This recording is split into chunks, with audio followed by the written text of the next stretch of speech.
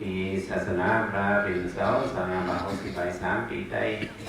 ทองหิงบักไป13 นี้ก็ใจสามบักไป10 ไปเดือน10วันถึงตัวในมา2 คำอีกที่สอยไป19 เดือนออกัสเลยมา30 ไปวันตอนนี้ตรงศาสนาวิบุลาวันให้ตรงวิงกีสีเอาตะกะเลยมาเปิดเผยปังตราวิปัสสนาในข่าวดัง10 วันวันไหนเนี่ยวันคำไหนพอมือสื่อเอาไปฮอตราไปทำราในห้องอ่อนกันส่งในเมตตาถึงวิญญาณสตวะทั้งสิ่งทั้งหลายคงจำหนึ่งก่อนวันจะไหนได้เสริมมาทำราทั้งหมดทั้งสิ่งอ่อนกันห้องมือไว้สิทำนี้ดีกว่าต้องนั่งรถส่งของในเงี้ยก็เอากันองนั้นส่งเมตตาฮับเมตตาส่งกันกว่า3 กองไงเมตตาไว้วางเมตตาไว้วางกุศลนะกุศลนะอากังกตังเปอากังกตังเปเมตตาไว้วางกุศลนะอากังกตังเปเมตตาไว้วางกุศลนะอากังกตังเปเมตตาไว้วางกุศลนะอากังกตังเปเมตตาใส่เอาเมตตาใส่เอาผมหอมเป่าผมหอมเป่าอันเศร้าละพี่เกียอันเศร้าละพี่เกียเมตตาใส่เอาผมหอมเป่าอันเศร้าละพี่เกียเมตตาใส่เอาผมหอมเป่าอันเศร้าละพี่เกียเมตตาใส่เอาผมหอมเป่าอันเศร้าละพี่เกียสัตวาดังเสสัตวาดังเสอันมนเสอันมนเสตันเดสินกัดเยตันเดสินกัดเยสัตวาดังเสอันมนเสตันเดสินกัดเยสัตวาดังเสอันมนเสตันเดสินกัดเยสัตวาดังเสอันมนเสตันเดสินกัดเยสัตนาดังเสสัตนาดังเสอันมนเสอันมนเสตันเดสินกัดเยตันเดสินกัดเยสัตนาดังเสอันมนเสตันเดสินกัดเยสัตนาดังเสอันมนเสตันเดสินกัดเยสัตนาดังเสอันมนเสตันเดสินกัดเยวิยาวิสาดังเส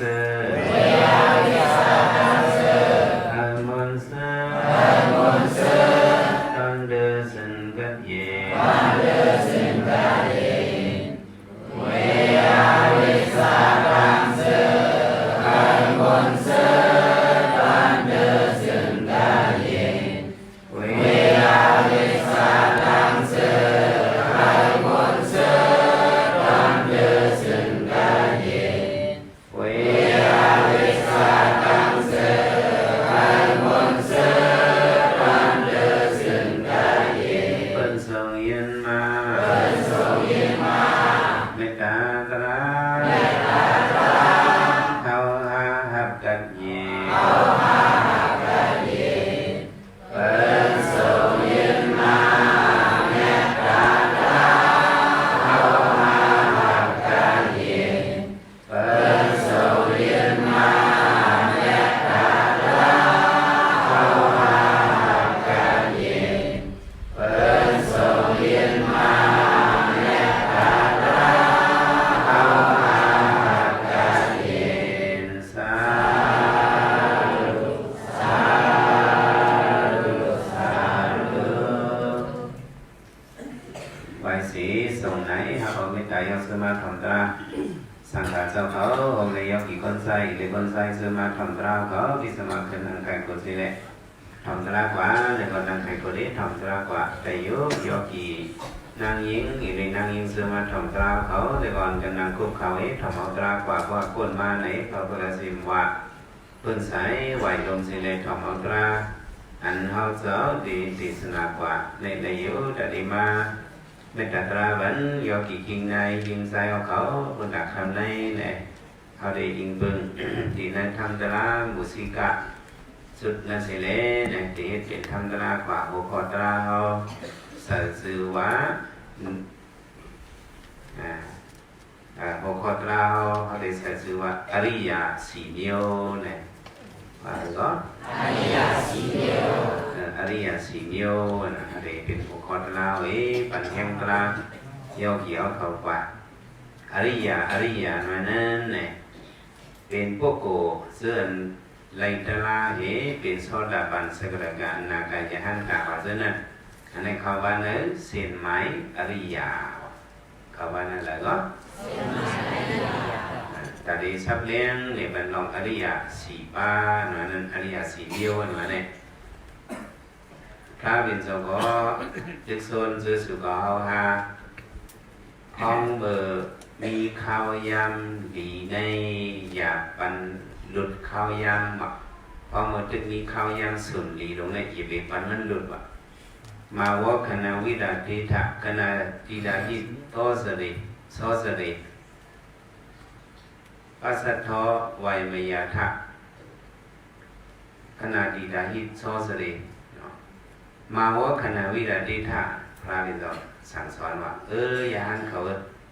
ข้าวยำลีน้อยนั่นอย่าไปบรรลุตื้อมันกว่าสุนลีนั่นอย่าไปบรรลุกว่า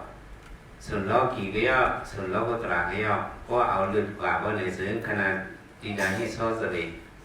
เพราะอะไรเอาลุดป้วนกว่าในก็ตีเลยเนียงเสือคืนว่าถ้าจะตีไว้ไม่อยากทักขนมว่าปฏิบัติดีก็หนังเงินข้าวยำลีสุนลีเขาเต็มลุดนั่นอ่อนกันใส่เฮียงสิเล็กคัดเสือเล่ว่าจะไหนตึกโซนกว่าทีนี้ประธานก็ตึกส่วนว่าซึ่งไหนแหละสุก็ว่าอย่าไปบรรสุนลีลงหลุดนั้นใครว่าหันไหนอันเฮาเลยมาเกิดเป็นก้นกับปัญญามตัวเหลียวในไหนห้องว่าพบดูปาด้านนวแมคคณาว่ะ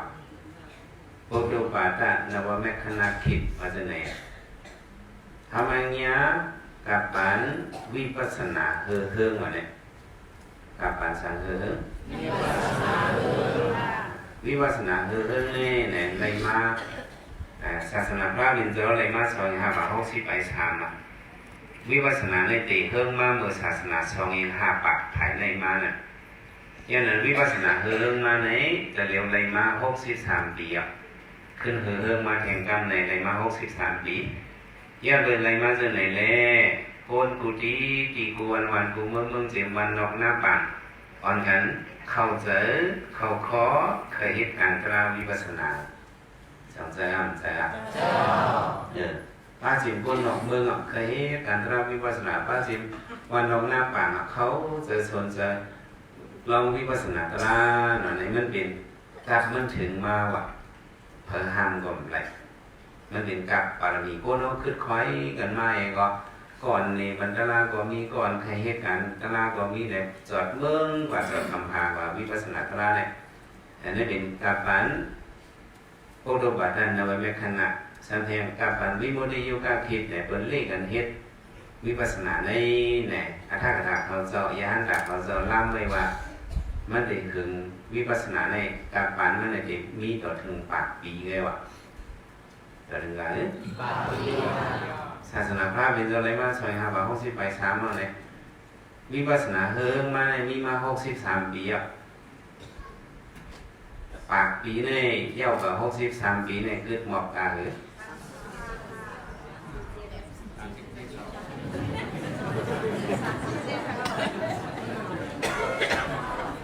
นับมือเห็นนับตัวเอาละเกิด30 เซนเพราะขึ้นถึงอ่ะเนี่ยเพราะขึ้นถึงอ่ะเนาะเพราะว่าปากปีทนไว้แล้วในวิปัสสนาเนี่ยก้นเคยเฮ็ดมันเป็นอีกว่าเด็กขึ้นเป็นกับปันต่างเดียวมาเด็กขึ้นเป็นกับปันต่างหน้าคีหรือศีลาคีหรือสมถะคีหรือเนาะวิปัสสนาคีหรือมันได้ขึ้นมา1 ปันนี่มาปากปีว่าย่างตาเขาจะล่ามไว้ นี่เฮาเลยมาเกิดทบยากับปาญญาตัวเดียวในพวกโดปาดันนวเมขณะในเฮาเลยมาสุญญากับวิปัสสนาเฮือในอย่าไปบรรลุในว่าเฮาเลยมาสุญญาในห้องมาพวกโดปาดันนวเมขณะนะนวเมขณะในจูเกียบหนึ่งกำหมวนห้องมือมาสุญญาดูเก่าในว่าตัวเงาะว่าเก่าในก็ไผ่เกินแต่มีเปรียบอันหนึ่งเข้าใจว่าคนอะไรมีเก่าสิ่งในก็ไผ่เกินนั่นจะมีเปรียบสิ่งก็เข้าใจเปรียบอันนั้นเป็นอย่างไรเนี่ยความใจคอหนึ่งว่าจะถือเวดูเปรียบเกียรดูเก่าว่าก็เวดูเปรียบอันนั้นเขาเลยเวให้มันหลอดดูเปรียบนั่นเป็นทางหลาเนี่ยอันเขาวัดความไว้พราวนั่นหนังกาตั้งหลีดีในฮาเลยหลอดสังกังสิอาเบสีเบิ้งกับสามเบิ้งเฮงกัดหลายเบิ้งเฮงกัดเปรียบเบิ้งนั่นเปลี่ยนเท่าหลุดเลยเวนั่นเวดูเปรียบเก็บตัวเก่าในหลวเอาให้เลยตัวเก่าย่างตัวเดียวเนี่ยตัวเปรียบนั่นเป็นทางก็ก้อยในเห็นพ่อหูในวันกันวาดซ้อมเลยนาลายสัตปิตตาอาสิญญาอารูปากุณตันกายันวินนากุณมิสาเฮงกันตาเป็ดอันนาลายสัตปิตตาอาสิญญาอารูปากุณตันกายันวินนากุณมิสาเฮงกันตาเป็ดอันอันนี้เป็นเฮงกัดเป็ดป้านนะเฮงกัดเป็ดเปิ้งในงอะไรวะพวกกัดโจกขันงอะไรก็มันเป็นอะไรกันเตียนบันวนเวียนอากุศลมันเลยแต่ในเหตุการณ์ออกม้วนพ้นรอดก็มันสร้างเหตุวะกัดโจกงอะไรเนี่ยนั่นเป็นเฮงกัดเป็ดเปิ้งอันหนึ่งอ่ะสัตว์เล็กสันนี่ก็มันหูกวางพ้นมันเลยหูกินหูนอนหูออกสามมันเลยกุศลอากุศลมันหูมักโผก็มันหูเลยสัตว์เล็กสันนี่ตัวใหญ่ปีตัวอ่อนที่ไหนก็มันสร้างเหตุการณ์ออกมวลปวดหลับในก็เข้าบ้านในเฮงกัดเป็ดเปิงอันหนึ่งงลายสัตปิตตาหมายสามในเป็นปิตตาปิตตาในก็เขาก็สร้างเหตุการณ์วิกุศลผมเป็นใจต้องไม่ใช่เหลือเหตุใจโลภะเฮียงใหญ่ต้องไม่ใช่เหลือเลยก็สร้างเหตุสังเขาว่าปิตตาเนี่ยอังกฤษเขาให้ดูปีนเนี่ยว่าเป็นผีเนี่ยเขาป้องว่า God เอา G ตัวเลขใน God Gods นะเขาว่า Gods ในเป็นผีอ่ะใส่ว่าใส่ Gods ในเป็นผีพิจารณาเขาก็ว่าเป็นผีก็กับไผ่น้าเขาใส่ว่า Hungry God Hungry ในบอกมันต้องไม่บอกว่าผีอันต้องไม่เสียในพิจารณาเป็นอันอึบเสียนะแบบอะไรกินน้ำอะไรกินข้าวนั่นเขาเป็นพิจารณาว่าทุกข้ายมันจะเหตุการณ์ออกมันปวดนั่นเขาบ้าเห็นการเปรียบเปรยในอันเนี่ยปันพระเป็นเจ้าของมานั่นเจ้าย่านเขามีหมอก80ป้ากันเนี่ยป้าออกตั้งเกี่ยวกับที่หินขันน้ำกลางกาที่เมืองอินเดียเนี่ยขันกวนกองห้องอยู่โอ้ยหินขันน้ำต้องไม่น้ำในเรียนขึ้นหินขันน้ำเจ้าย่านเขาถามแต่กะต้องไม่น้ำก็จึงก็เอากินหลานน้ำกลางกามีอยู่ตั้งเก้เนี่ยวะเจ้าข้าขันจืดก้นข้าเป็นปิดตาเป็นนังเนาะเรียนขึ้นข้าจังกินข้าในเฮียงลาเนี่ยน้ำมีอยู่ทั้งกี่โลงกี่หลอพวกข้าโลงกันน้ำเฮียงเป็นข้าที่นี่เนี่ยว่าอากุศลมันเฮ็ดเป็นอีสังเฮ็ดเป็นต้องไม่น้ำห้องพวกมันต้องไม่ก่อนนอนกะหายเลยครับเป็นสวยเมื่อก็จุ่มข้าเนี่ยมันนอนกะหายไปก่อนย่านเขาเอาสปินในกระติกเอาน้ำมาย่าน80เลยที่ก่อนหน้าไม่มาถอกใส่คอมันมาถอกใส่ส้วมมันถอกใส่ส้วมมันยางเขาติ๊กถอกในตั้ง3-4 บอกยางเขาบ่เหือพี่ตาก็ไม่ได้เลยกินน้ำอีเมานอเนี่ยถามมันว่าเข้าข้อเกาคาเซเมตวะอากูสูงเมื่อยังปีอย่าพูดแต่ไหนล่ะเขาบ่ติ๊กน้ำใส่กันเมื่อเนื้อส้วมเนื้อปากเมื่อย่ำเขามันเมื่อเฮียงไว้มือปันพระเป็นโซกัสปานั่นน่ะข้าในยุ่มยำพระราสังขารก็หันมนเจ้ามันดีจังหลังที่ว่าดีจังอะไรวะเมียนตับไข่อิดเนี่ยวะนูโคดลงไงโหลำมันเมียนตาเขาคัดจะลำดงมนเจ้าสีเนี่ยวะ ค่าในกะเฮียงไหนพวกเขาจะกัดจุ้งช้อมเฮือมากเขาไปมากก่อนกินน้ำมันเปิดแห้งในเข็งน้ำว่ะเปิดใส่ดีหน่อยในแห้งใส่น้ำในดูเจ้าย่านเขาในค่าลังจี้ดีจังบนเจ้าเจ้าเลยค่าลักลอมกัดดอกเป็ดปนปองว่ะแต่ให้ได้น้ำปองให้น้ำเจ้าในคือดอกย่านเขาจุ้งช้อมเฮือมาต้องไม่น้ำในมาฝีพาผมเอาก้อนก้อนในก็กับก้อนเนี้ยปนคลาลาในเปิดเลยกินน้ำมาข้อแห้งอากุศลนะในเก็บเน็บปันเขามัดตายเกิดในตายเป็นพิษตานำมาเตะเอาปันพระเป็นโซกัสปามาต่อวัดถึงปันก็มาก็ตึ๊บนำไปในกินหิเมตค่ะต้องไม่ว่าต้องไม่ค่ะหันได้หันหนุ่มได้กินค่ะพิษตานั่นมันเป็นบุกยากซึ่งในก็เหมือนสร้างเหตุการณ์ลีกุโส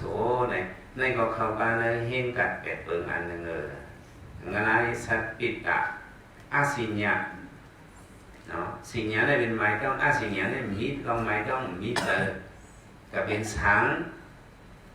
งมีตัวร้ายลายมีเจอห้องว่าอีกแล้วว่าการรับผมมาเนี่ยช้างบางเรื่องเนี่ยเขาใส่เจอพี่ได้เห็นธรรมทายก็คำใครเจอเขาใครมีตัวอะไรก็ในตัวเนี่ยหมอพี่เปิดเจอในก็จะชนกับพี่เปิดเนี่ย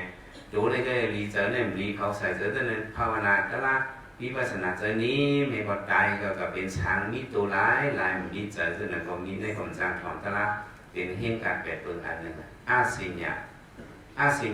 เงินไรสัตปิตะอาสิญญาอารูปะในเป็นห้างอารูปะในบอกว่ามีห้างมีโตสังเทงมิ้วในสัมเป็นสรุปว่าการรับผมในมีเจอหลายๆก็มีตัวเนี่ยเป็นในกลุ่มจางของตลาดในก็เข้าไปในเหตุการณ์เป็ดเปิงอันหนึ่งฟังกันว่าจำขึ้นเงินไรสัตปิตะอาสิญญาอารูปะคนกันกายันวิ่งหนักคนวิสา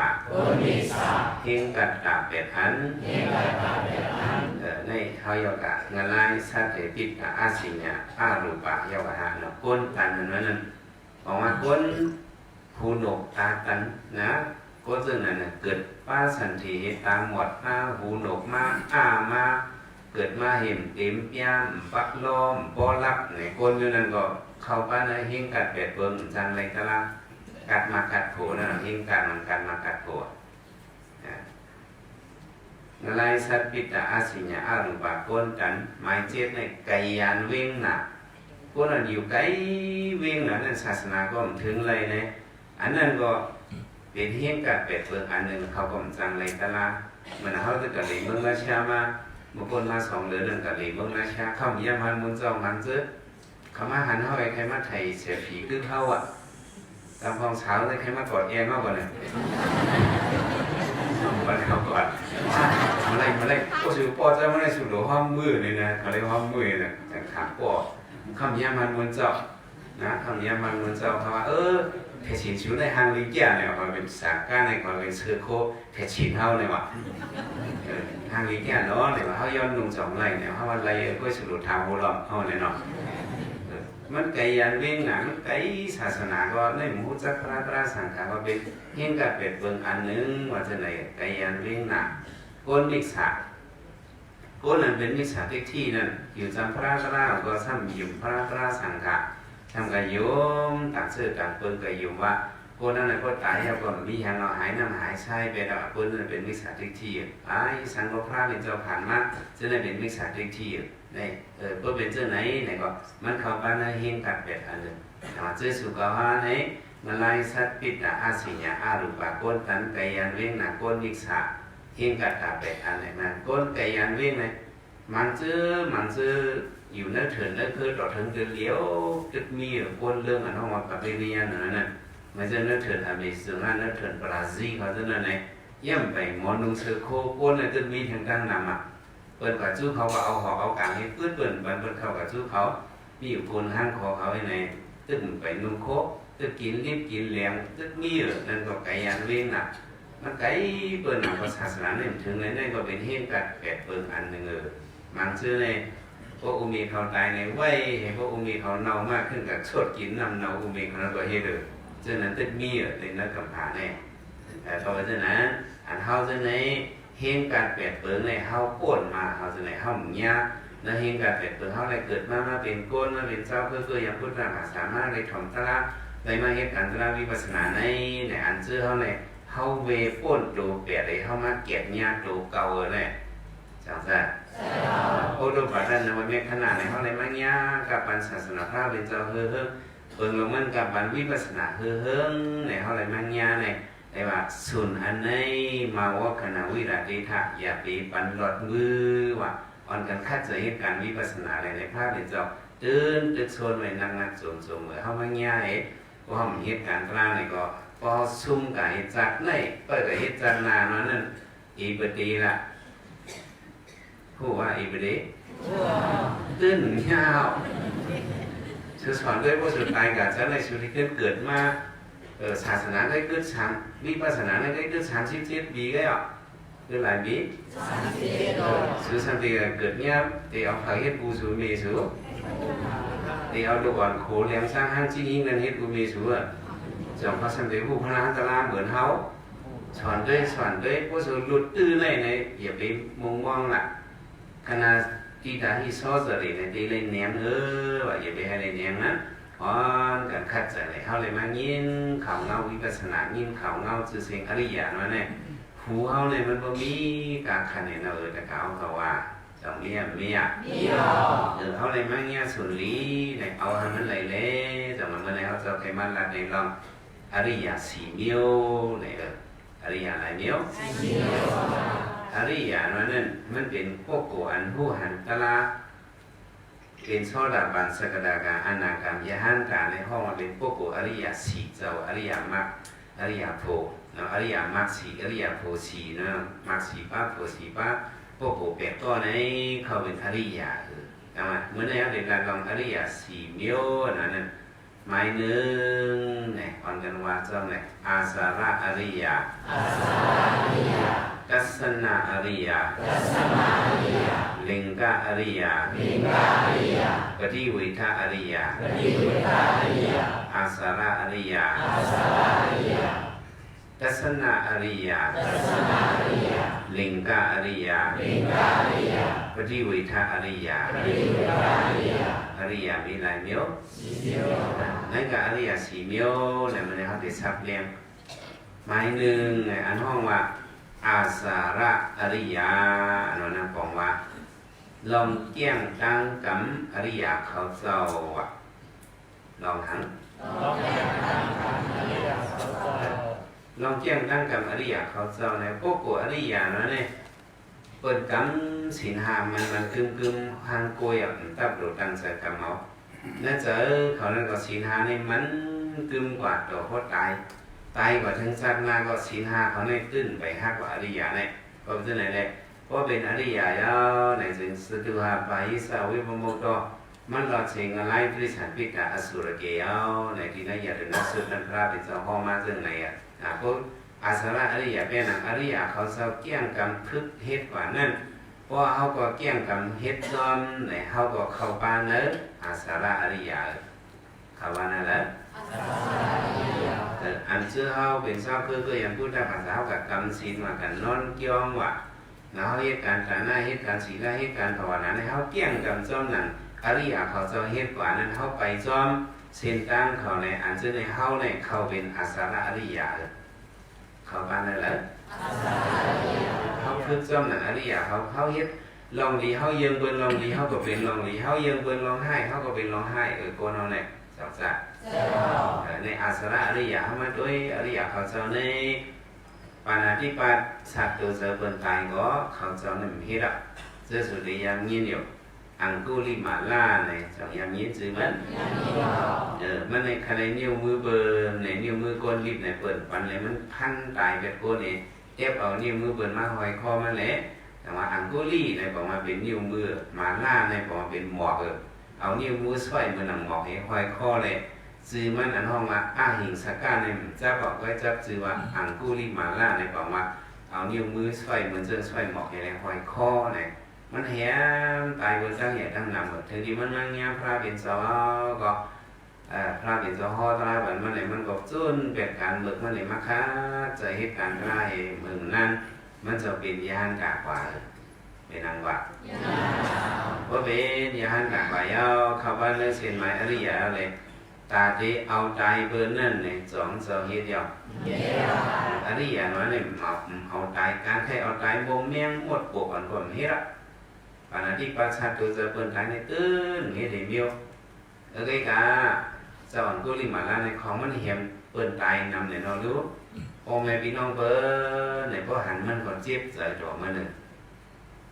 ôm mình giờ cả trung xóm cháu này à khi mà hết cháu mẹ thì ông hao tài ông mẹ hao tài bó hao tài luôn hao tài bền hẳn giờ nữa mà này bền làm mà hiện sinh mình cháu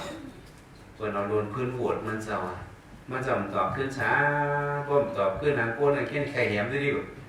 ก็เมื่อโค้งจะพูดแต่เลือดพูดสั่งการในพูดลูกเลือดทางตัวเป็นแหมมันจะมันก็เยอะเนี่ยเมื่อเพียวดีพระเป็นเจ้าพระเป็นเจ้าเยอะแล้วอังกุลิมาลาเขาเลยเฮ็ดกีเปิลมาเลยขังเอาขังจัดในก็อยากจะเนี่ยอ๋อข้าก็เยอะเลยแต่หนึ่งก็เยอะหนึ่งคาแต่หลังวันหนึ่งมามันจะกระดุ้งซ้อมอีกไงมันเป็นแห่งใครน้องซ้อมมันเนี่ยจะหอข้ามหลงพวกกระสีหรือดีก็สลาวาเจ้าอยู่กระดุ้งจากที่มาดุ้งที่หอขาเนี่ยมันจะว่าอะไรกระดุ้งซ้อมที่หอมีก้นใครหลู่ซ้อมมันตัวเจี๊ยบเจอมันเอาอูเมปีน้องเปินกายเปินใครหลู่มันอ่ะแต่หลังวันหนึ่งมันปอกมาติดยองซ้อมตางไหนมาหันเมฆอยู่ก่อนก็เกิดลุกเนี่ยอะไร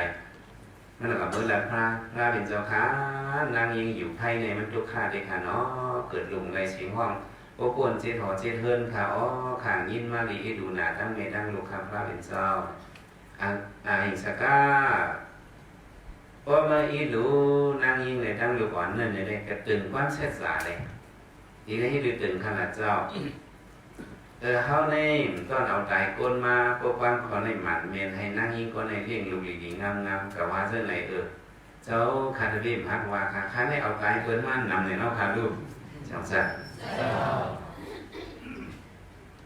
อันกุลิมาล่าเมื่อเอาเปิ้นตายว่าพระเป็นสวัสดิ์เอาข้าวห่อเปิ้นผู้ทั้งมันทั้งเบิ้งเจออันก็ว่าในไว้สีเฮาเป็นอริยมาเยาว่ะไว้สีเป็นทางเยา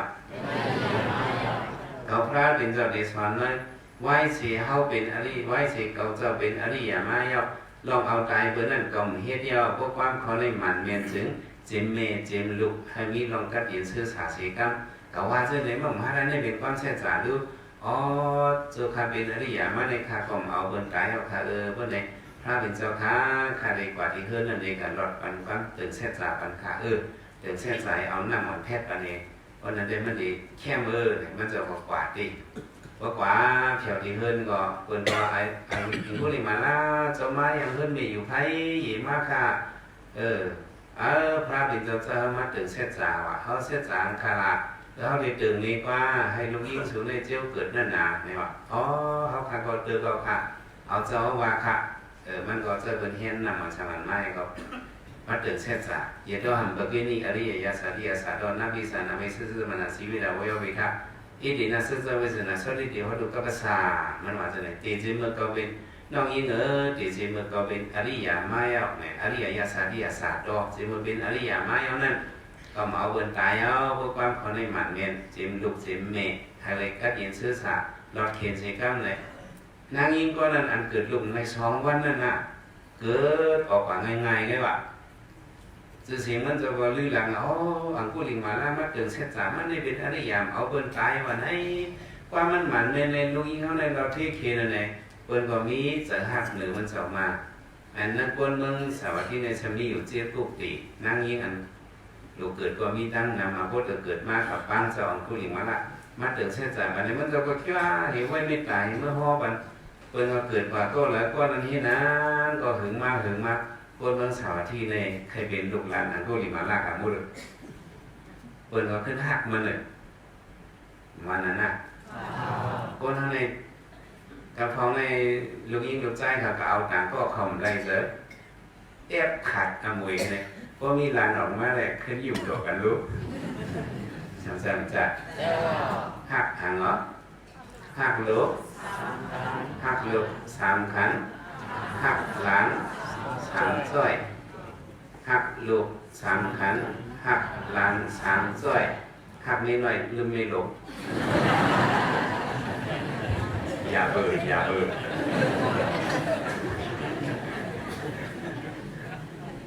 อันกุลิมาล่าในปืนหักมันคือเนี่ยเขาก็พังการซ้อมมันก็พังการซ้อมจะเสียงก็อย่างมากมันก็นั่งยิ่งติดเกิดได้เหมือนกันเกิดวันเรียนมาที่เกี่ยวสัมหันมันเจ้าเปิดทำปั้งประถามตีเบ็ดคนฉะนั้นกับชูพระบินเจ้าข้าคดีหรือค่ะอันกุลิมาล่าก็มีดีเกี่ยวค่ะลูกยิ่งเขาก็ขันใจหนาค่ะตีเกิดเท่าค่ะตีได้หรือค่ะหนูไม่เจอว่าอันกุลิมาล่ามีก็ทักกะลาเมตตามันจะมีอยู่นี่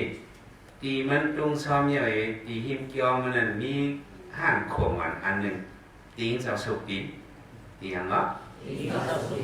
ไม่เปลี่ยนอันหนึ่งมีตีนสุกตีนั่นสุกเอาน้ำถอกล่างตีนน้ำสุกตีมันนั่นเองตีนเจ้าสุกตีนั่นเองเจนเอาน้ำนั่นใส่เนื้อก็เห็นมือเพชรมันลูกยิ่งสุดละนั่นก็เกิดแล้วเนี่ยวะพระบิดาวัดนั่นเขาก็ตุ้งเนี่ยเอามือพวกแผวเกินกับมือเพชรปันนี้ก็ลูกยิ่งเขาอันเกิดอย่างก็ทะเลาะเนี่ยเกิดอะไรทำไงอย่างเนาะโอ้เด็กหนูเนี่ยก็เผ็ดตายเลยเด็กก่อนเนาะในแคมป์สาขาจะมีเสียงดูเกิดอย่างละ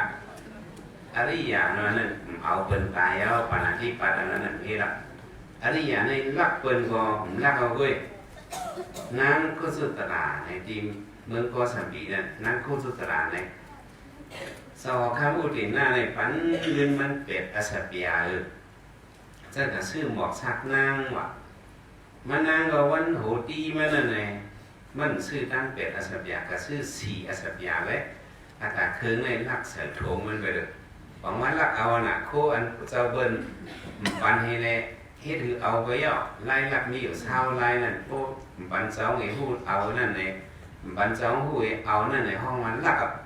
ไล่ลักมีเช้าไล่เนื้อวีนี้เนี่ยแต่บอกว่ามันนั่งลักเอา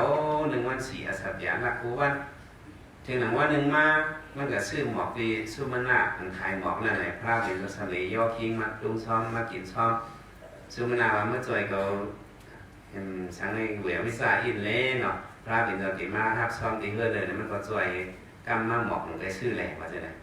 จ่อยให้เหวี่ยงวิสาพระเป็นตัวฮอตะลาที่เฮือนนั่นเลยก็มันนั่งเลยถ่อมไม่เอามันนั่งเป็นซอดปานกับนั่งโคตรตระนั่งเอวโคตรเนี่ยเป็นซอดปานไปอ่ะเป็นนางวะเป็นซอดปานอย่างพระเป็นตัวก็จ้ามือคือเราเนี่ยมันมาซื้อหมอกกันไหมซื้อมะนาวะเดี๋ยวเอาสีอาสเปียซึ่งกูว่าเนาะจะเมื่อในเดี๋ยวเอาเป็ดอาสเปียสองเหรียญเนาะเมื่อในเดี๋ยวเอาเป็ดอาสเปียเลยเนี่ยเฮ้ยอันกูบอกสุดแล้วเอาสีอาสเปียก็เป็นซื้อเฮลาเนี่ยเมื่อในซื้อมันน่าเขาเลยถอมตลาดพระเป็นเจ้าเย่าเองอันเขาเลยรักเปิดเรื่องเขาใครรักเขาเมื่อไหร่ไงวะกูบอกเขารักสื่อนะเขารักสียาเขาเป็นมาซื้อสีอาสเปียไว้มันในแบบจะใครรักนั่นมีปัญหาตั้งเป็ดอาสเปียแล้วเขาหลงมือให้ไพ่อะไรนั้นก็เอาหมอกคนด่าเงินเป็ดอาสเปียในปันมันในมือในหมอกมือดังน้ำมือสักน้ำนั่นสามเอาดีว่าเฮ้ยเหมือนในเป็นในมาหมอกน้ำจอข้ามหักเลยปันเลยฮะซื้อค้าปันเหมือนกวนเลยปันเหมือนกวนเฮียเหมือนแอมอะไรน้ำหนักเจ้านั่งลองกลางมีหนังในค่ะเจ้านั่งเข้าปันต่ำตายก็ขาดในขามตายค่ะเจ้านั่งเข้าติดพันปันมือขาอันย้ำรักนั่นเลยก็ขาดในขามพันค่ะเดี๋ยวเมื่อในเด็กขามรักเอาก็เบอร์เลยถอมตลาดพระเป็นจอยเลยเจอใครรักเนี่ยมีเอาค่ะกอบนั่นแหละกาก่อนตอนนอนจีมือโหปึ้งมันนั่นขาดดึงรักมาสีอาสาพยาสีอาสาพยารักกินมาด่าเสียค่ะเมื่อในเด็กจะให้รักก่อนมีก่อนรักให้ก็ซื้อมาดังเป็ดอาสาพยาเลยไล่มาหมอกน้ำข้าวเจ้านั่งเนี่ยนั่งสมาวดีว่าโว้นะโอ้คนหลักหนึ่งก้อนในคนพ่อเปิดเหี่ยมในมันหมอหลักเขาจะทำเอาคนพันเป็นมือเลยยังไปหมอหลักตึกหลักเลยอันในเด็กพายก็ป้อมเหี่ยมในถ่อมตะลาเลยว่ามันเคยรักในตะลาในเด็กเด็กก็มันเมียหรอกเขาสุดตะลาเมื่อถ่อมมาดีพระขึ้นห้อบันก็ลูกเนี่ยมันนั่งก็อ๋อไรค่ะขานั่งอันหนักตะลาย้อนอยู่ที่เนื้อปลางเฮเลยฮอตะลาเจ้านั่งเขาเลยอยู่ที่ตะถ่อมสำเร็จไรเขาก็ปั่นนั่งเนื้อปลางฮอตะลาปั่นขึ้นเจ้านั่งเขามันได้เป็นคาเล็กนั่งที่สูงในฮอตะลาว่าอยากก็เจอเขาเจอนั่งหาปักเนื้อหอมึงจะอุดิงนั่นเนี่ยก็มึงก็สำเร็จก็เป็นยาเป็นซอตะปันเป็นอริยาปัสเซงเลยอริยาว่านั่นลักเปิลก่อนเฮ็ดอ่ะจะเฮ็ด ทำกดลูกถุงนี้บนกลมให้เราอริยะเนี่ยลูกใจสะเทโลหนาท่าเป็นเนี่ยเป็นคนใจเทวกองทางlýจะมีเงินชาวก่อนก็เกี่ยงชาวลงก็เกี่ยงมันมีเฮิร์นก็เกี่ยงมีห้างก็เกี่ยงมีไม้ก็ไม่เคยไปมันก็ทำง่ายๆมันก็ทำเสียดีก็เจ้าหน้าหอต่อเฮิร์นเบอร์มันจะเนี่ยเก้าđểจะมีเงินเนี่ยข่าวเงาเนี่ยแถวถึงเก้าถึงมีเจ้าจอมจะไหนมามีมูมันพองมือของมันเก้ากดเป็นบัวเลยเป็นเงี้ยวในรายกลางว่าเป็นลูกสถิตอันนั้นถ้าเป็นเป็นอันหนาอูเขาไปขึ้นปล่อยขึ้นข่าวเงาในให้มาจะดีไอเนี่ยแถวถึงอูจะออกข้ามจะออกข้ามพ้องสถิตกิงสถิตเมื่อดีหรือในลูกใจมันให้นะลงตอนนี้ในทิ้งงานเมื่อดีทิ้งงานอ๋อเจ้าขาขายย้อนทิ้งอินหนึ่งครับพวกขาทิ้งอะไรดีมาอาบันเจ้าขาดีทิ้งด้วยอินค่ะเรียบอันนั้นว่าเฮือนนี่ลูกใจในเป็นในวันไหนเขาปั่นเงินใส่น้ำไอ้ในให้มาดีๆกันในเก้าถึงลูกเจ้าลูกคุณละมาอย่างเงี้ยต่างไปเพื่อเปิดด้วยนาฮะในสู่ไปปั่นเงินใส่มันละเขาได้สอนสั่งสอนอินลูกเขาเลย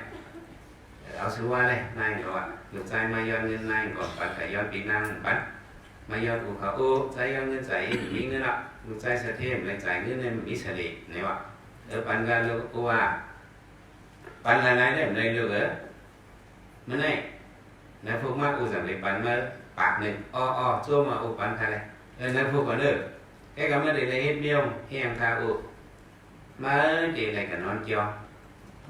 จะได้ยังพ่อมาเพื่อนนายพวกมาอูได้เลยปั่นปากเพื่อกันนอนเกี่ยวความมันเกี่ยนปั่นเลยกว่ามันกันนอนเกี่ยวดิกันนอนโคตรหิมจอกเกี่ยวตีไงการเงินเบิ่งเงินขึ้นลุกมากูอามาใจกันนอนเกี่ยวอันนี้มันกับถอมชราของกูว่ากับนอนเกี่ยวขานนอนกับทำถอมตอนนี้ว่าปนกับปานันเงินใส่ปากกระจายพงเก๋หมดอ่ะขึ้นมาย้อนกูว่าปันเงินแทงอินใจนี่เลยกับนอนเกี่ยวแทงอูไม่วะกูเขาพูดว่ากับนอนเกี่ยวกูที่ปันเงินหินหนึ่งจ้วมาใจดีกว่าก็เร็วกั้มเมื่อได้ถอมชรามาให้มันต้องมาดีๆโอเลยขึ้นมาใครดีกว่าก็ในอุลิปันเงินเฮงนึงนะอะไรอ่ะกว่าเอากินพังอีกว่าแต่นอนเกี่ยวกองในแต่พัดนอนถอดตะลาขังขับราไปเจอฮอตะลาตะลาไม่ได้ได้ต้องอะไรต้องอะไรเฮงมันหลังอะไรเงินเฮงบวกทุกได้เลยถอดพระไปเจอหูเจอมันไอ้เนี่ยมาถอดตะลาไหนมันจือว่าใครตะลาเพิ่งใครเงินเลยพระไปเจอเฮียอธิษฐานพวกเขาเขาวัดตั้งนะใช้การล่าในให้ลืมเบ็ดเนี่ยวะพวกพระไปเจอเขาในตลาดผมแบบอันเก่าในเอาลืมเบ็ดวะต้องขึ้นอย่างนี้ด้วยวะจะสู้คำกดติ๊กฐานไม่เจอหนึ่งหรอกพวกเจ้าเขาจะว่าให้โยกิเขาลืมเบ็ดคนนับเป็นมาว่าแทงโยกิผมต้องด้วยหัวคอมันต้องซื้อละต้องคือมาต้องลืมมาโยกิเขาต้องลืมเบ็ดใจก็เลยต้องลืมเบ็ดตลาดในป้อมถอมดีๆเนี่ยไรแล้วนะมันก็สั่งเจอกันข้อถอมดีเอาตลาดเข้าใจมาเลยถ้าเป็นเจ้าก็ฮอตลาดเจ้าเนี่ยเจ้าเข้ามาเลยนามาหรือว่าบริษัทได้เงียนฮือเนาะอุดยวิญญาณเงียนเข้ามาตลาดเสียจ่ามันก็ท้อมีการอยากด้วยขันถามเลยตัวเป็นรู้ๆใส่การล่าเนี่ยเอาเป็นช่อระบาดมาไปแล้วเนี่ยเป็นทางไปแล้วตลาดเย้าก็มันกันเนาะในการอะไรมือเลี้ยงมาไปมามือก็เดียวถ้าเป็นจะติดมือจุ้งซ้อมเกินมันหูมันก็จ้อมหลังสารเจ้าก็ไปมือมีแอนเลี้ยงอ่ะไปลงมือเพียวก็คือเนาะมือนางไข่นาพาอุ้งเนี่ยเอาพวกเงินหินมาปั่นมันเนี่ยใจลูกเก่ากันนอนเกี่ยวมาอุ้งพูดอ่ะลูกเก่าปอกในเด่มเหมือนปอกพูดแล้วเลยถ่อมตลาดดีมีตลาดเลยเจอมากในอุ้งด้วยก็หัวอุ้งก็เป็นอริยากันอ่ะเอาเงินมาปั่นเฮงมันใจในดีไอไผ่นาพาแหละเนาะเอาเอาเลยลูกก็อูปั่นอะไรอูพ่อมีปั่นเอาเลยใจก็หลุดเงินเฮงเอาเลยเอาคาอูเอาเลยเอาคาอูถ้าเป็นจะให้อย่างนี้สองก็บอกเลยว่าซื้อขายกันทางไผ่นาพาเนี่ยถ้าที่ลงสังลาเลยเจ้าขาก็เหมือนตั้งขามาปั่นเงินปังให้กันนอนย่องในกันนอนในโคตรก๋วยขึ้นปอกมาเอาเงินปังเลยว่าก็เดียว ก็ไม่ปันเห็นว่ามันเอาใครลูกใจใครในหลักไล่ไปคือก็เอาละสัตย์ดงชอดปฏิพนังวรังอันลูกใจเมื่อเป็นชอดป่าในมันเมียนก่อนต้นกี้หรือสิเลยเป็นสัตย์หรือสิเลยเป็นคุณสักแกวติก้าหรือสิเลยวัดเมืองผีก่อนว่าพระเป็นเจ้าฮอเนาะชอบปฏิพนังวรังชอบป่าในมันเมียนหนาวะเสกสักกำมันในหน้าวะแล้วก็วัดเมืองผีก็มันไปตันที่จิตชอบป่าชิพกบุญหนึ่งบุญก่อนคือของหนังมาปั่นเงินเห็นในดวงใจเมื่อเถียงปฐพีอีกได้เสียนะเลยอุบเปิงจึงเมื่อเป็นคนใส่แก้วได้อุบด้านกำผาก็จี้จีบมันในมันแก้กันชอบแบบว่าชิพกบุญหนึ่งบุญก่อนคือว่าอะไรตาลาเนี่ยเนาะแคมแต่หน้าว่ะในเป็นอริยาในเดียววันนั้นกว่ามันใจของเขาหน้าหอต่อเฮินพอจะอริยาหน่อยในชินไม้ชามก็เปิดปัญหาเป็ดเหรียญชินไม้สีมุกสาก็เป็ดเหรียญด้วยนางคุสุตระเมื่อไงกูบอกมันเป็ดเหรียญมาทีนี้ไรก็ได้สองนางเป็ดเหรียญเดียวถ้าซื่อๆอันตั้งคันน้ำยังเหรียญมาแต่เหรียญเต็มเหรียญแล้วค่ะเจ้านางใครปันต่างก็ปันคายรัดซื่อๆมันเป็ดเหรียญในเป็นตั้งเกี่ยงกับอริยาเขาเจ้ากินเราสุริยาก็ไม่เฮ็ดเหมือนจะสันติเขาคนเมาเราเขาจะนั่นก็พวกนี้พระเป็นเจ้าไรก็ได้ก็เปิดเฮ็ดเอาแต่อันเข้ามาเกี่ยงกับศีล5ศีล8จังได๋มาเฮ็ดการหน้าเฮ็ดการศีลเฮ็ดการภาวนาจังได๋ของว่าหังเข้าไปซ้อมเส้นตั้งอริยะเขาเจ้าแลจื้อเฮาจังได๋เข้าบ้านอาสระอริยะเข้าบ้านนั่นแหละอาสระอริยะเฮาเป็นอาสระอริยะนี่หมาย2ตัสสันกับอาสระอริยะอริยะนั่นแหละใส่ศรัทธาเขาในก็เปิดอันอยู่ยำพระตราสังฆในยุ่งต่อก็ตายยุ่งถึงสักหน้ายุ่งถึงต่อก็เอานิพพานใจเขาในตื้นเปิงว่ะเหมือนจะหนังว่าสุภาพุทธะปูจุดก้อนหนึ่งเนี่ยเป็นตัวตั้งตัวตั้งคิงเป็นตัวเมนเนาะได้กับถ่อมตะลาพระเป็นเจ้าในกลางเวงตีไงแหละอยู่ที่ผิดเปิดในเราถ่อมตะลาเอาเป็นช่อดาบานกว่าเพราะเป็นช่อดาบานแล้วตะลายาวมันก็กว่าหาปอกมือกับอันกวยมันคนใส่เกียร์เนี่ยมาจามมันเนี่ยคนอินเนี่ยลงมาจามอ๋อปูจุดในหูตะลาเด็กหูตะลาเด็กก็เลยกระจามด้วยเนี่ยคนอินเนี่ยมักพิ้าดูเนี่ยปูจุดสุภาพุทธะ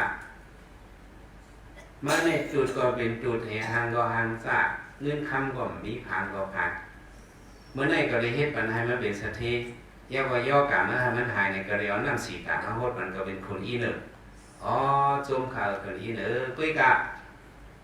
เมื่ออย่าไปยุ่งพระราตราสังขะตราอันพระเป็นเจ้าห้อวันเมื่อเจ้านั้นก็มันจะตราไม่ไปยุ่งเพราะมันยุ่งเส้นไหนเด็กก็เลยเอาน้ำสีตาช้อนกันมาให้มันขึ้นเป็นก้นหลอกขับขึ้นเป็นก้นบังมาคนอีนเมื่อถังก็เป็นก้นพัง5ว่ะปูจุดในขึ้นว่าปูจุดในเป็นอริยะเห็นนะ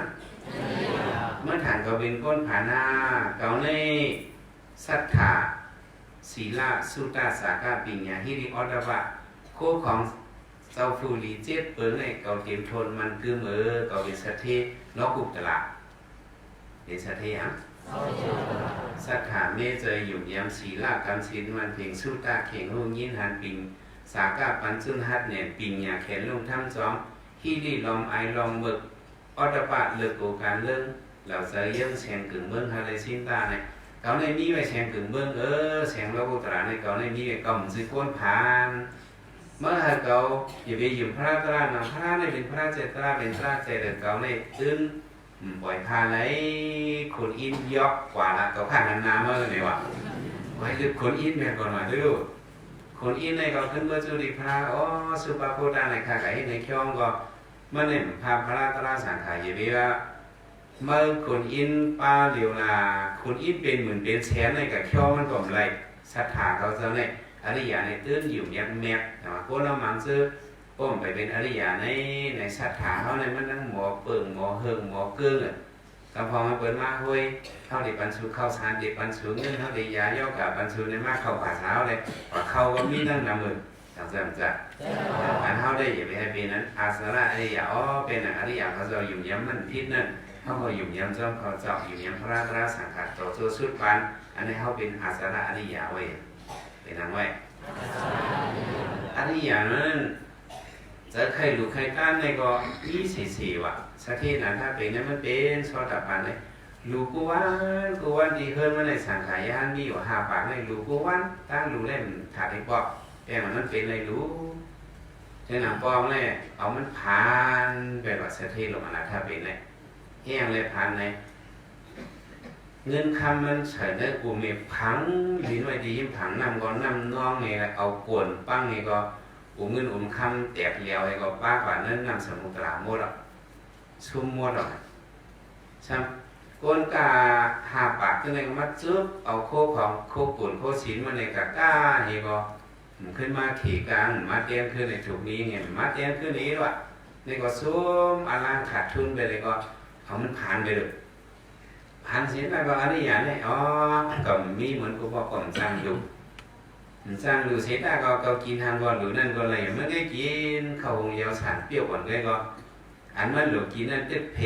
ออก3 4 5จ้อยตึ๊บหลูอยู่วะเนี่ยอะไรอย่างนั้นเนี่ยลองหรือลองต้านให้เขาเป็นนำเป็นเอกเขาถึงเฮียหรอเนี่ยเป็นลองเกี่ยงกับอะไรอย่างเขาลองเกี่ยงกับ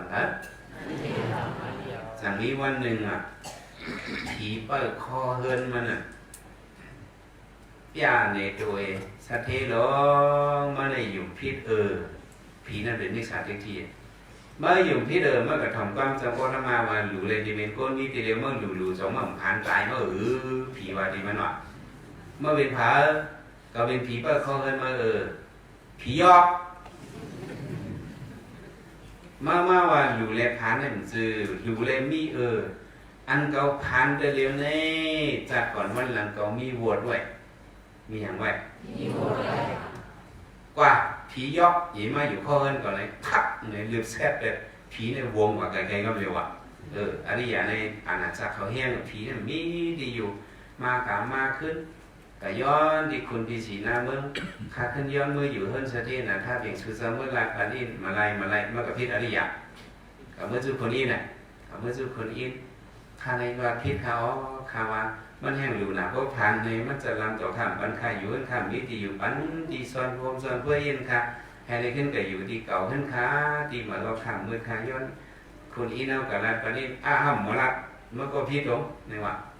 แต่ไม่ได้จะลำหนาหม้อเพราะมันเป็นอะไรก็ขึ้นนี้ทั้งจะรีแหละไงวะค่าได้หรือค่าละแต่เงินคำมันชุ่มกับขึ้นออกมาปันอยู่จังจะรีป้องจะรีมันจะปฏิอยู่เมื่อไหร่เมื่อหมอเห็นจือละเงินคำอะไรกันเรื่องนั้นขึ้นเอามาปันแหละอ๋อหมอเขาผีนี่ขึ้นเอามาปันว่ะอันนี้เจ้าก็มันเอามาแทงอันเหลือก่อนว่ะเนี่ยสมมติว่ามีเจ้าเนี่ยนะเงินคำร้องเอามากองไผ่หน้าเพื่อนสะที่ลงนะถ้าปีงอยู่ผีเนี่ยหมอกย่างต่อแท้ใครยังต้องปั่นค้าใครในว่าพิคาตาหน้าในมีฟ้อนดีอยู่ค่ะนี่ขาห้องมากขึ้นเนาะก้นเจือนถูกนี้เจ้าเขานั่นผีในทำแขนไว้ก่อนก้นนั้นจึ๊กเงินคำสะเทศนะถ้าเป็นไงกับกล้าเมืองไกลนั่นนะผีโดนเลยทำไมยังกะหลิมโหใจเขาอ่ะกะเฮียงกะหลิมโหใจไปคุกสไลสะเทศลงในกำเหยียดกำลงอ่ะเขาหลวงเมื่อเตี้ยนี่สะเทศลงเลยในเกาะเลยก็ว่านั่นอ่อนกันมาหมดว่าวันนั้นมันกันมาแถวมดว่ะผีในกระดิ่งโมเสขึ้นใจมาเต้นนี่ว่ะถ้าผีมีอะไรใครมาปราบเป็นพี่น้องเขาวันให้จ้ะ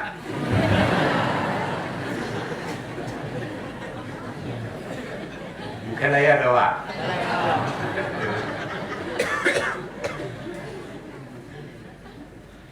อันนี้อย่างนั้นเนี่ยใจสถาใครหรือใครกล้าในมันยุบย่อมมาจากไหนกันหน้ามาอาชีพขับพวกไหนก็แต่ผู้ดูสินสองเมลุนั้นรู้ด้านมีใจเหมือนอะไรอย่างเนี่ยอะไรก็เป็นสิขาปุพันที่ห้านเขาอย่าไปกับลูกขามนำทุเลยว่าเส้นไหนเนาะแล้วในเป็นอะไรอย่างเนี่ยเปิดมีนำศาสนาก็เพื่อเพียรการหน้าการศีลการภาวนาเนี่ยบอกว่าเขายางจมห้อยตินอริยาเลยเขาก็เข้าบ้านแล้วอาสาระอริยาเข้าบ้านแล้วเหรอหมายสองทัศนะอริยาหมายสองอะไรฮะทัศนะในบอกมาเป็นไปวนไปหันตั้งหันอริยาเขามักตาอริยาเขาตั้งหันอริยาในห้องว่าทัศนะอริยาห้องว่าเลยก็อันเขาโกนกุดุสินโยหันไหนเด็กเขาหันเขาด้วยตูขันฐานในว่าเป็นโกนกุดุสินในที่ว่าเป็น cậu mơ kinh này dinh dài mù mà vô quay hàng lý hàng lâu thì hắn chữ này tá phu lưu xịt chẳng dạ hàng lý hàng dạ thì hắn chữ này cậu mơ kinh này dinh dài thì hắn cái chữ này Kasana Ariya này tăng hắn Ariyaเขาเจ้านั้นเด้เขาหันชื่อเนี่ยเขาด้วยตัวขันธาเนี่ยเขาหันถึงยุคตะลาหนักตะลาเขาหันถึงสังยุคตะลาเขาหันมาเป็นยุคนามขันธาห้าเปิงห้าป้ายุคนามสองป้าขันธาห้าป้ายุคนามนี้มันกึมตัวนี้เป็นตัวลูกเสือเนี่ยเป็นเสือหูแลลูกอริยะเขาเจ้าเนี่ยเขาหันซึ่งเหมือนไงวะแต่ว่าอันเอาย่อกี่เข้ามาเข้ากันตะลาเนี่ยก็เขาก็พึกเอาหมักตาอริยะตั้งหันอริยะเมื่อเขานั่งรับใจยากการตรานั้นเขาเรียกว่าเป็นเก่าเมื่อกี้ไงยิ่งใจฮะเรียกว่าเป็นยุคหนักฮะอันเขาใส่ใจว่าได้เป็นยุคตะลาหนักตะลาอันนั้นแต่ก็ซึ่งได้เป็นยุคตะลาในก็เอาสะพอมันสะพออันนั้นได้เป็นสะพอลู่เลี้ยวเรียกว่าแต่ยันมันจริงกว่าให้เลี้ยวสิ่งเป็นลู่มันสะพอมันเนี่ยยุคตะลาในหมอลู่เลี้ยวใจหนังตะลาในหมอหูเนี่ยอันเขากล่องใส่ใจในใส่ใจในเนี่ยอันนี้เป็นทัศนะอริยาวะเป็นอังก็อริยะเนี่ยบอกว่าเขาหันถึงเงามันเนี่ยเขาหันถึงบูล่ามันเนี่ยเขาหันถึงอรจินมันอ่ะอันพุทธศิลป์ในมาหันเปิดนอกมันไงวะมาหันเปิดนอกมาเป็นยิ่งใจก้นอังลีก้นอังเล่าก้นลีหักก้นหลังจี้มาหันจนในอริยะเนี่ยหันจนในพุทธศิลป์ได้หันว่าเขาเมื่อกี้ไงยิ่งใจลีหักลีแป้งลีจังหันจนในอริยะได้มันจือมันเป็นนิสัยทุกการนั่นแต่อาสุภะเป็นดูตัวหนาวมันก็เป็นยุคหนามกล้วยเนี่ยเป็นหันถึงเงามันวะหันถึงสังมันที่แตกมันเนี่ยเขาจะยังแตกในตรงวัยยุคหนามมันน่ะดินเหนียวเนี่ยพี่น้องเขาวางให้สองหัวจักดินเหนียวเนี่ยเขาเอามาทุบให้ดีๆงามๆหน่ะซักให้ดีๆเขามาปั่นให้ดีๆนุ่งให้ปั่นให้ดีๆมาเฮ็ดหางก็โหงเลยให้เหมือนหมักช่างพ่อหลงไว้เนาะก็โหงเหมือนหมักช่างพ่อหลงไว้ทำมาใส่บนฝูงช้องอันนี้ทำมาใส่บนเขาช้องอันนี้ทำให้คลองออกมาอีกเลยก็ทำมีหนอกลงในที่ก้องหลังเนี่ยมีหนอกลงอันนี้โด่งกว่าเยอะอีกเลยตีนสีคอนเนี่ยหางสำยนลงเนี่ยมีคนเอาลักลองเท่าเรียกเป็นหางสังพี่น้องวันให้เขียนเด้หลัดในหางแล้วก็หัวเป็นวูเนี่ยเป็นหนอกเขามีหนอกนี่ก็เป็นวูนั่นน่ะเนาะมามีหลงมาแล้วมีกบกันละเนาะแต่มีหนอกนี่เป็นวูนี่ทีนี้ถ้าว่าเป็นวูนี่สิตาปดด้วยลึกๆเด้เป็นลินเดียวเห็นไหมเงาเป็นลินเดียวหางเนี่ยเป็นวูอันเฮ็ดลินวูลินเดียวอันเฮ็ดวูน่ะเขาขึ้นมาโนดทุกซักยาวขึ้นมาเฮ็ดก่อนวนเหมือนจังนั้นก่อนอ่านดูนะก่อนไข่ไก่เถื่อนอ่อนนี้เฮ็ดโชคอ่อนแหลมวิเทคออ่อนเดินมาเอ็นโตงทำเหมือนจังอ่อนไปเลี้ยงอ่อนนี้หางยาวกับมีปีกอ่อนช้องอันนี้ตีนอ่อนช้องอันนี้เสียงห้องอาบิมอจิบนะฮะถ้าเรียกเป็นหางสัง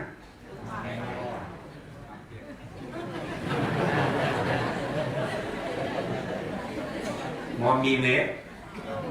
หางเป็นไก่ตัวเป็นลินเนวครับแล้วว่าเป็นหางโลกเอาไหนแหละเป็นหางเงาะเป็นหางโลกด้วยกับพวกด้วยเต้แดงเงาเนี่ยเป็นลินเนวเงาเป็นฮะเป็นลินเนวอันนี้อยากเขาจะคานถึงเงาเนี่ยลินเนวอันฮิตวูฮิตโลกนั่นก็ขึ้นมาทุกปันเนี่ยขึ้นมาเฮ็ดก็โหมวนนี่ใส่บนหมักตานี่ใส่บนคุณนางนี่ซบอ่อนนี่หัวนี่ข้างอ่อนนี่โหหมาโหแคนอ่อนนี่ขาลงสองคอนนี่ตีนนี่เฮาเรียกว่าเป็นหางสัง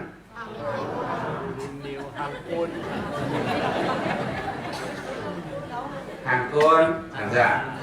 แต่เฮาได้ด้วยเป็นหางโกนนี่เนาะเงาได้เป็นลินเดียวจังซ่ะแต่พอหมักตาด้วยรูปลักษณ์ได้เฮาเรียกเป็นหางโกนนี่พดเงามันเด้เป็นอีหยังลินเดียวมีปองมาเขากับฮอตละเจ้าแท้เขาหูลินเดียวเป็นเงาไงแต่ว่าลินเดียวอันฮิตหูฮิตนกนั่นขึ้นมาปันเฮียเนี่ยจะว่าฮิตทางก้นให้เขาหูเลยกับจะมาแจกตัวจะว่าฮิตก็โหมวนเฉลยใส่หมากกางกันเลยผู้หนังมีกันในชมมีไผ่ตะผู้หนังกลางนี่หูมีสองไผ่โหหมาโหแขนนี่ให้ในมีตีนสองคอนเบื้องสองคอนนี่ นี่là bên hàng sáng này khám vô kỳ họ nói là hàng châu du kho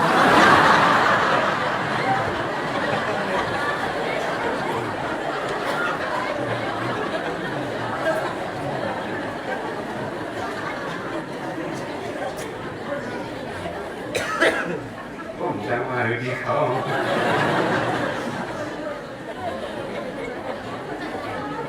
còn thiên cả hôm khai khẩu hôm ăn tiền thì chủ hôm gì là nọ nó cả khai khẩu bị hàng quân này nên là hôm hàng quân có hàng châu su khó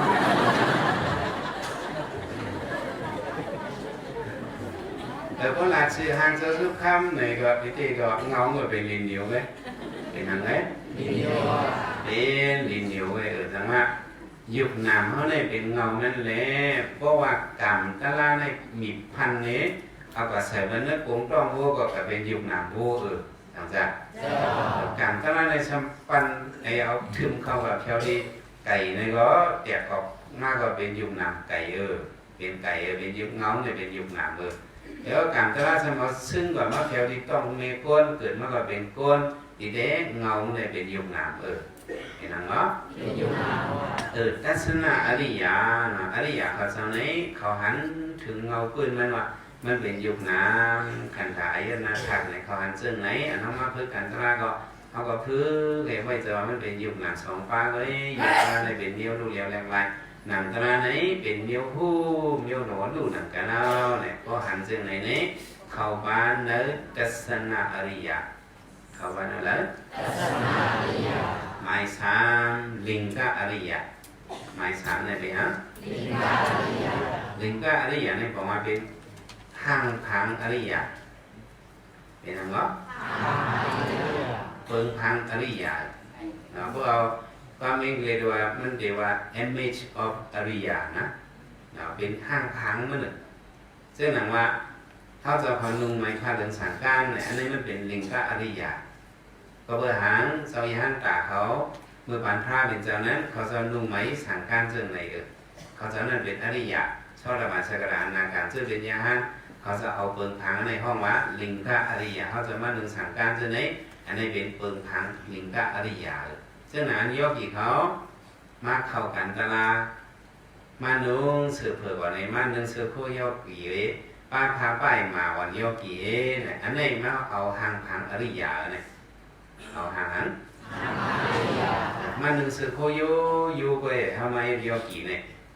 มาหนึ่งเสือโคโยโยไปเสือโคขาวอันเอาคำพงวันหนึ่งพาเกิดสินเกิดคำพงวันหนึ่งสินโยกีหนึ่งโคโยกีแต่ก้นใจก่อนหนึ่งเสือโยโยโคโยโยมันป้อหนึ่งมันป้อหนึ่งอันมัดบิดมันโยกีเขามาเขาตราจังหนึ่งเสือฮอตช็อตวะมันฮอตช็อตเอานะมันเป็นโยโย่กันอันไหนเอาหางพังอริยะเลยเนี่ยเอาหางพังสังลองกว่าลองไปในก็ห้องก้าว่าซึ่งเขาอยู่กันเฮิร์นหนออันนี้เขาลงจ้องกับสติไปซุกนั่งนอนสติก้อนคุณพ่อนตาอะไรมากในที่กินก็ห้องตึงการกินจนเกินเนาะเขามาคุกคนนี้พิสวัยขนาดสมเมตตากินนี้แล้วขึ้นมานั่งก่อนนั่งซึ่งอริยะเขาเจ้าแล้วเขาก็นั่งกล้าเขาก็นั่งเกินนั่งซึ่งไหนไว้อริยะเขาเจ้าเนี่ยเปิ้นอาถูกกรรมฐานเนี่ยเปิ้นคัดใจตลาเปิ้นให้ไหนนั่งไหวให้ไหนจื้อไหวให้ไหนไปไหวให้ไหนมาให้ไหนต้องให้ไหนอยากไหวเขามาเอาหางพังอริยะอยู่เช่าเจ้าหนักปักเปิงอริยะเนี่ยห้องว่าลิงกะอริยะห้องว่าหรือก็ลิงกะอริยะนี่จ้าหนึ่งว่ะเราลองพระเป็นเจ้าเป็นลิงหลงโดนหนึ่งอย่างการโกนเลยว่ะลิงโดนนั้นที่เธอนั้นลิงหน่อล่องลิงก็อยู่ในหน่อล่องพระลิงอยู่ในถ้ามีเราพิสิกาโบถาห้าปะสวิหันตาพิสิกาโบถาห้าปะมาอยู่เศร้าลิงก็อยู่ในเธอลิงร้องตัวอ๋อ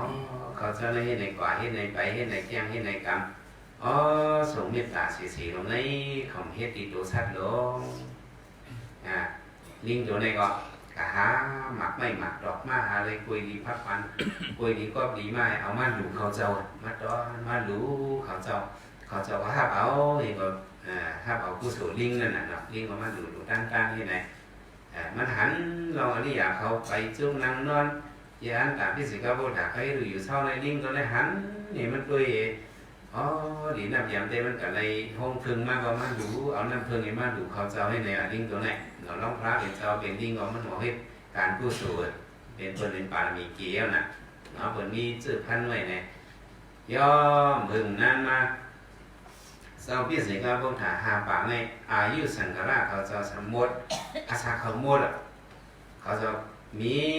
สารเมื่อดีลอยเกินธรรมชาตินั้นนั่นเองว่าเมื่อเอานี่ปาดเป็นหมดเนี่ยมีเหตุปามึงนั้นที่เธอนั้นซ้ำเจ้ายาสีมา5 บาททำเพียวมาเอาทำเพียวมายาสีมา5 บาทเพียวถึงมาก็ลิงตัวไหนก็เลยหันอ๋อมาแทงจุ่มหนึ่งยาวเจ้าทอดเจ้าเมียอันนี้มาแจงกันตลาดเพียวมาแทงจุ่มหนึ่งยาวก็เลยอยู่หมักไม่ก็เลยอยู่หมักกุยดีวันลิงก็จุ่มไม่เผื่อมันมาหันยาสีจุ่มในซ้ำลองอยู่ลองเศร้าเขามันเหมือนเจ้า5 บาทมันตั้งมันเสียอีกว่ะเยซี่ตัวนี้ตั้งอยู่ตั้งเศร้าเขาทำหลักไล่เป็นมิ้วหนึ่งไว้อยู่เจ้าโยกี่ได้เพราะว่าเขาไม่เนี่ยเพราะลงมือเนี่ยเขามืออย่างเพราะไม่ลงมือเนี่ยมืออย่างปลุงไหนอ่ะเพราะไม่ในโลกอาบน้ำสองสะเพราะกัดชำระซ่อนเสื้ออ่อนไผ่เนาะเยซี่หาปากในทำเจอเรื่องนั้นเขาเลยทำก็ไม่อ่อนไผ่โปกัดอาบน้ำน้องเกี่ยงกับเขาเป็นเรื่องในว่าชาคัดเปิดหน่อยก็ไม่อ่อนไผ่โปกัดอาบน้ำฮัลโหลกลางโคสันร้อนก็จะอาบน้ำก็ไม่ถือว่าอยากให้ว่าอ่อนไผ่เขาให้ยังหลักเขาว่าก็ปันเจอเขาอยู่หลายก็เขาคาโตคาเจอเขาในใครกายใครคำมวนเกี่ยวมันได้ออกเจอกันนากี้ดีชาวคำบันเจอเขาออกให้ว่าไม่เขาไปให้ยังก็กัดเขาไปให้ยังก็กัดนะกลุ่มเจ้าข้าในก็มันนั่นคุกจะได้อายุกรรมากลุ่มเขาเชื่อในว่าป้อมไม่กัดในเขาทำเวียนคำจุ่มเรียนเนี่ยต่อมีล่ำกันต่อลาจี้กันต่อมาคำมานิ่มกันด้วยไหนวะต่อมาคุ้มใกล้กันด้วยไหนจะซีด้วยไหนลิงตัวไหนฮะโอ้เขาจะหาปากในที่ลิงนี้อิดหลามาตัวเป็นลิงกับพวกใครชุ่มเขาเอาเนี่ยวะลิงชุ่มจะซีหาปากเอ้ยลงโลดในกะอันนั้นพวกไม่ของไพ่พวกกัดอาบน้ำจะมาเวียนคำจุ่มเล่นมาคังมานิ่มเล่นมาเขาใกล้ขึ้นอยู่เลยว่าเห็นเหมือนนอนไงวะคำบันกี้ดีชาวเขาว่าหรือเฮ็ดเมี่ยวท่านคุกอะไรจะใครเปียวใครเชื่อมีหรือเฮ็ดเนี่ยดิลิงตัวในหาเนี่ยเป็นเหมือนตั้งเจ้าเขาอันหาปากอันกวนกว่านั่นเนาะเกาหลีหรือลาดตัวเขาก็สมหมอลาดกว้างเนี่ยลิงเนี่ยหมอลาดกว้างมันคือลิงตัวนี้คือ1100มีทำอันหนึ่งสมัยสิก้าพุทธาลงอยู่ไอ้นั่นน่ะเป็นแฉกเขาเหมือนกูปองลิงตัวในเมื่อหันสปีดอ่อนลุกเนี่ยขึ้นไว้สังก้านอ่อนพื้นนึงขึ้นไว้ลิงก็หอพอสปีดเอาทั้งสังก้านในลงลอยมาซ้ำติดแถวหิมจะเส้นโลนลงเท่านั้นเลยลิงตัวในเฮียไหนมากีสังก้านเนี่ยมาเวียนใหม่สังก้านหน่อยลิงลงสังก้านนะก็แม่จะต้องอาบเด็กด้วยเลยเขาหันไปในตาเนี่ยเนาะลิงโลมาเลยเอาสังก้านเหลืองๆมาเวียนตัวไงหอบสปีดล้ำนี่ก็ไปคำมันได้ยาสีก็ไปคำมันได้กี่ยาสีหาปากนามันก็ด้วยลมเตียมด้วยไปเพิ่มไปเทิงสติไปอยู่ก็ยังเอาตั้งเอาไปลงมาว่ะไปเทิงไปเทิงนางก็ไหวใช่ไหวขาเจิงย่อกี่เขาอ่ะจะย่อกี่ตั้งยันนะเขาไหวกี่ปันไหนถ้าพี่น้องตั้งยันแล้วมาถอดลิงตัวนั้นไปก็ด้วยสีสอบด้วยไว้ด้วยสีสอบให้ไปมาน้อยยังก็กะคือกดซื้อเพนิมมัน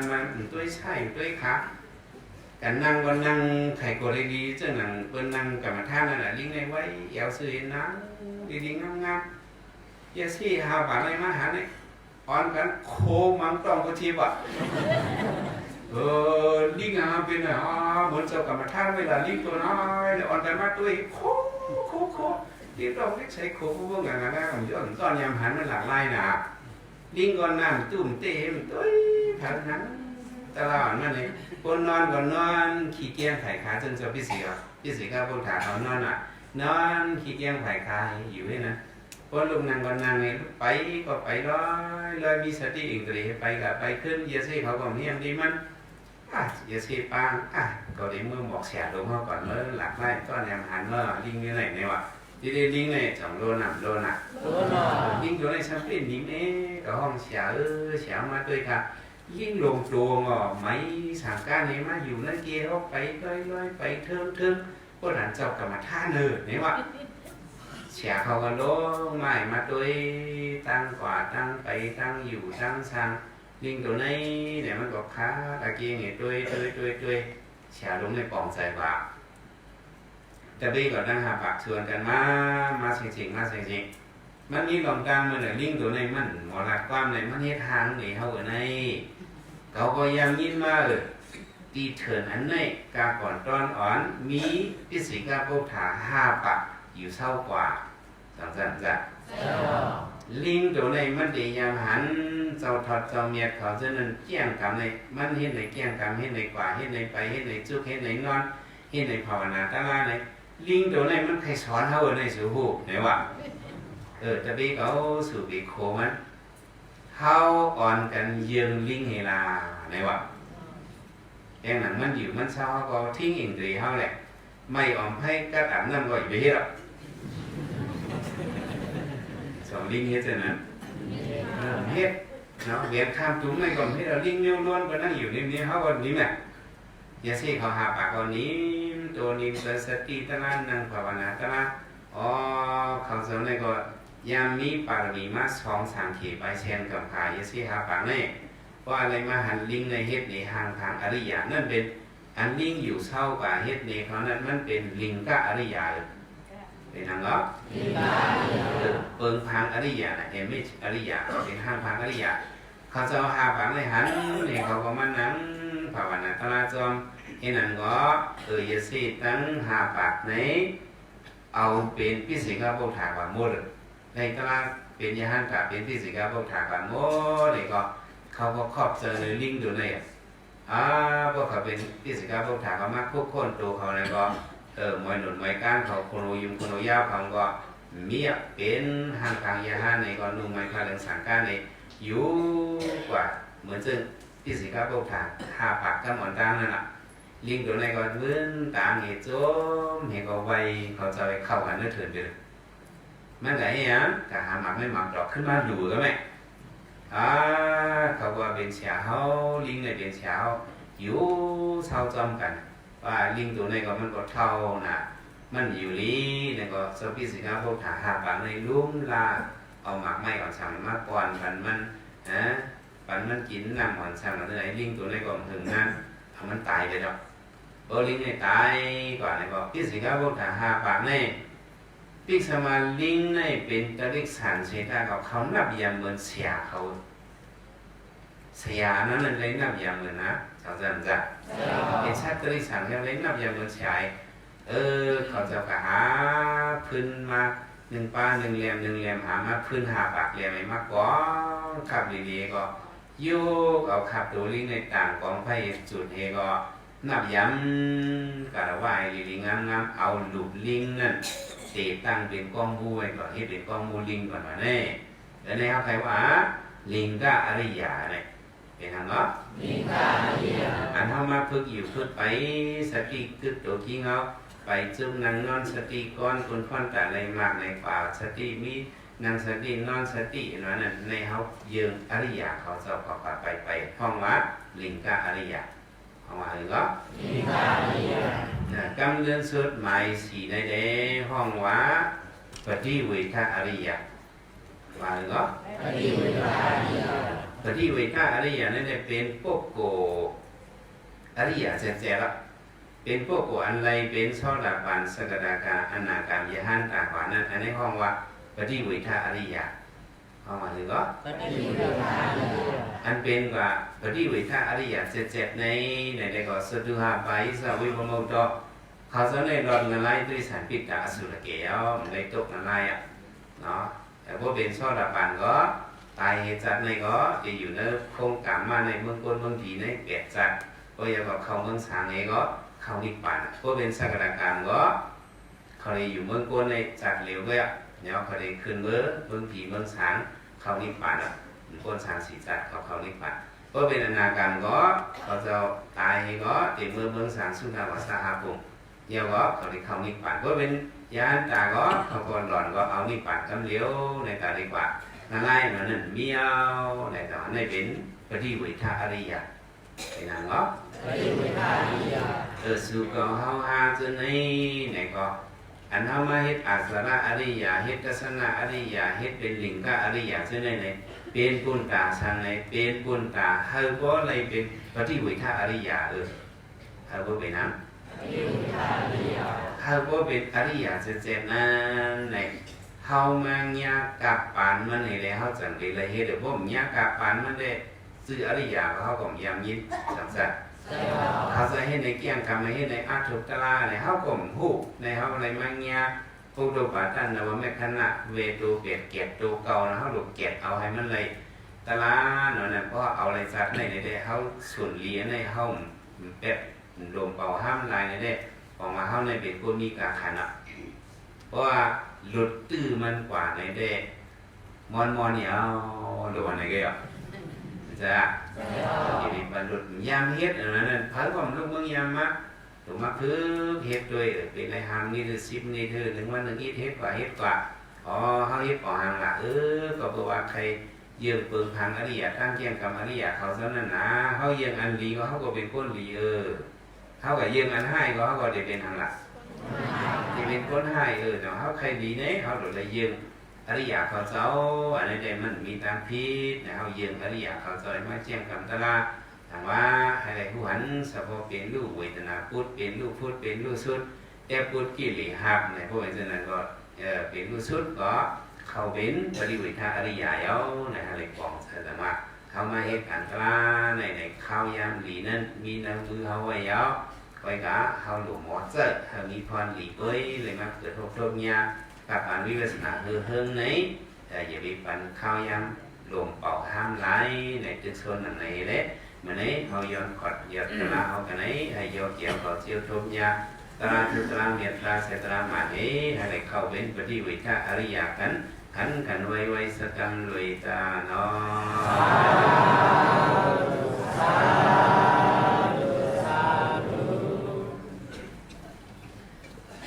กุศล